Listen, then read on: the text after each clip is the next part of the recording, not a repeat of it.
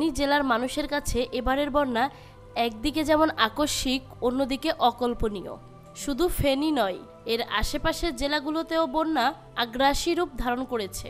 বহু জায়গায় বন্যার পানি ঘরের চাল ছুঁয়েছে কিংবা উপচে গেছে। ফেনীর পাশাপাশি জেলা কুমিল্লা, নোয়াখালী এবং চট্টগ্রামের ফটিকছড়িতেও বন্যার তীব্রতা অনেককে হতবাক করেছে। ভারত সীমান্তের লাগোয়া ফেনী জেলায় এই বন্যা পরিস্থিতি নিয়ে নানা বিশ্লেষণ চলছে। সামাজিক মাধ্যমের বিভিন্ন পোস্টের মাধ্যমে দেখা যাচ্ছে এই জেলাগুলোর বাসিন্দারা বলছেন সেখানে সচরাচর বন্যা হয় না। বাংলাদেশের আকস্মিক বন্যার কবলে পড়ে এখন পর্যন্ত ১৩ জনের মৃত্যুর খবর জানিয়েছে দুর্যোগ মন্ত্রণালয়। এছাড়াও প্রায় ৪৫ লক্ষ মানুষ ক্ষতিগ্রস্ত হয়েছে। এবারের বন্যায় আক্রান্ত হয়েছে অন্তত ১১টি জেলা, যেগুলোর মধ্যে আছে কুমিল্লা, ফেনী ও চট্টগ্রাম। স্থায়ী আশ্রয়কেন্দ্র ছাড়াও স্কুল, কলেজ, মাদ্রাসা, মসজিদ, মন্দির, বহুতল ভবন সহ বিভিন্ন স্থাপনায় বানভাসী মানুষের তিল ধারণের ঠাঁই নেই। এখনও মানুষ ছুটছে নিরাপদ আশ্রয়ে। সেনাবাহিনী, নৌবাহিনী ও স্থানীয় স্বেচ্ছাসেবীদের পাশাপাশি বিভিন্ন জেলা থেকে শত শত স্বেচ্ছাসেবী অংশ নিচ্ছে উদ্ধার তৎপরতায়। উদ্ধারের পাশাপাশি চলছে ত্রাণ কার্যক্রম। সেনাবাহিনী, নৌবাহিনী পাশাপাশি বিভিন্ন রাজনৈতিক দল ও স্বেচ্ছাসেবী সংস্থা ত্রাণ বিতরণ করছে। উৎপত্তির কারণ হিসেবে জানা গেল, ভারতের ত্রিপুরা ও মিজোরামে বেশ কয়েকদিন ধরেই অতি বৃষ্টিপাত ও বন্যার খবর গণমাধ্যমে এলেও বাংলাদেশে এ নিয়ে খুব বেশি সতর্কতামূলক পদক্ষেপ নিতে দেখা যায়। Incessant very heavy rainfall for the last 3 days continuously, there have been a massive floods and flood waters has inundated almost. তবে দুদিন আগে ফেনী ও কুমিল্লা অঞ্চলে পানি ঢুকতে শুরু করলে বেশ সবর হয় ইন্টারনেট ভিত্তিক সামাজিক যোগাযোগ মাধ্যমে।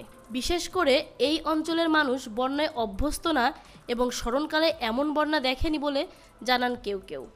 বাংলাদেশের বৃষ্টিপাতের অতীত রেকর্ডগুলোর মধ্যে ২০০৭ সালে ৬১০ মিলিমিটার পর্যন্ত বৃষ্টিপাত রেকর্ড করা হয়েছিল।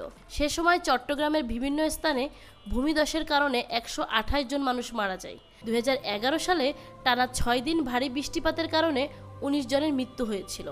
এছাড়াও ২০১৭ সালে পুরো চট্টগ্রাম বিভাগ জুড়ে ব্যাপক বৃষ্টির ফলে ভূমিধসে মোট ১৬৯ জন মানুষ নিহত হন।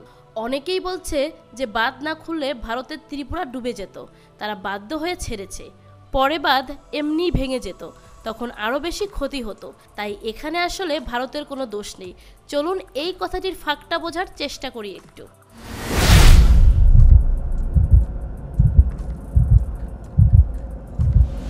নদী চলবে নদীর মতো, এতে তারা বাঁধ কেন দিল শুরুতেই? কারণ তারা বাংলাদেশকে পানি বঞ্চিত করে রেখেছিল এতদিন।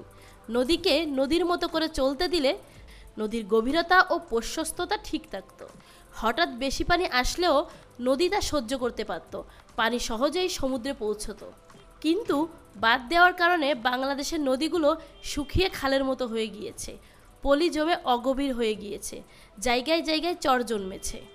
এখন হঠাৎ পানি ছেড়ে দিলে এই অগভীর এবং চিকুন নদীগুলো সেই পানি ধারণ করতে না পেরে আশেপাশে সব ডুবিয়ে দেয়। এবার বুঝছেন আসল কাহিনী? গত ৪ দিন ধরে ফেনীতে নেই মোবাইল নেটওয়ার্ক। মাঝে মধ্যে শহরে কিছু মোবাইল নেটওয়ার্ক পাওয়া গেলেও সারা জেলায় নেই মোবাইল নেটওয়ার্ক। প্রায় পুরো জেলায় নেই বিদ্যুৎ সংযোগ। শহরের মহিপাল ছাড়া অন্য কোথাও বিদ্যুৎ না থাকায় বহুতল ভবনের বাসিন্দারা পড়েছে মহাবিপদে। যাদের পক্ষে সম্ভব হয়েছে তারা যে যার মতো করে স্থান ত্যাগ করেছেন। আমরা চাই দ্রুত অবসান হোক এই বন্যা পরিস্থিতির। সকল মানুষ ফিরে যাক নিজ নিজ গৃহে এবং সকল মানুষ দুর্যোগ কাটিয়ে সুন্দর সমৃদ্ধশীল সমাজ গড়ুক।